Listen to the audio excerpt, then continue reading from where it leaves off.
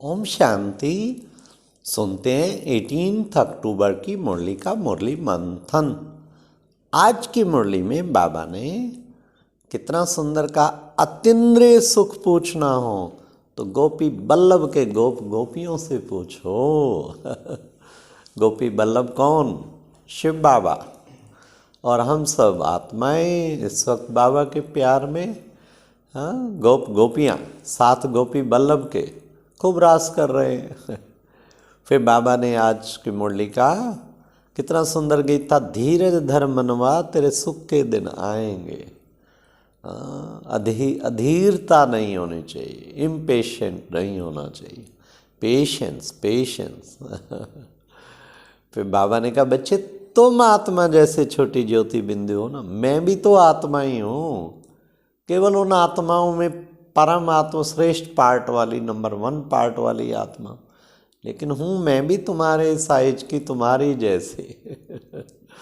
तो बाबा ने कहा हाँ लेकिन बाबा आप तो सारे विश्व का उद्धार करते, पर हूँ तो आत्मा। फिर बाबा ने आज कहा देखो उसे सच्चा पातशाह भी कहते हैं। वाह, सच्चा पातशाह। फिर बाबा ने कहा मैं गरीब निवाज भी हूँ और मुझे कहते हैं ओ गॉड फादर, ओ गॉड फादर, और सर्व का सदगति दाता भी हूँ। तो बाबा ने कहा सुदर्शन चक्र फिराते रहो।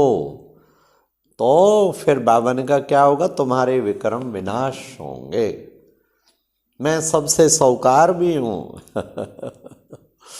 तुम आत्मा में बस 84 जन्मों का पार्ट फिक्स है और चक्र काटते काटते अब अंत में रावण ने काला बना दिया। अब मैं फिर तुम्हें आके गोरा बनाता हूँ। फिर बाबा ने आज की मुरली में कितना सुंदर कहा, बंधन को बंधन काटता है। जितना सेवा के बंधन में अपने को बांधते जाएंगे तो कर्म बंधनों से मुक्त होते जाएंगे। तो बाबा ने कहा सेवा का बंधन सबसे श्रेष्ठ बंधन है, उससे विश्व कल्याणकारी भव। सेवा के बंधन द्वारा सर्व बंधनों को समाप्त करने वाले विश्व कल्याण का। तो हम ज़्यादा से ज़्यादा सेवा का बंधन।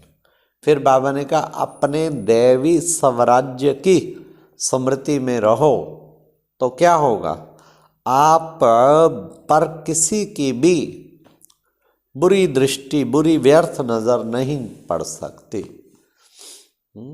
फिर बाबा ने आज हम बच्चों को कहा देखो बच्चे एक गीत फिर बजा, क्या, धरती को आकाश पुकारे।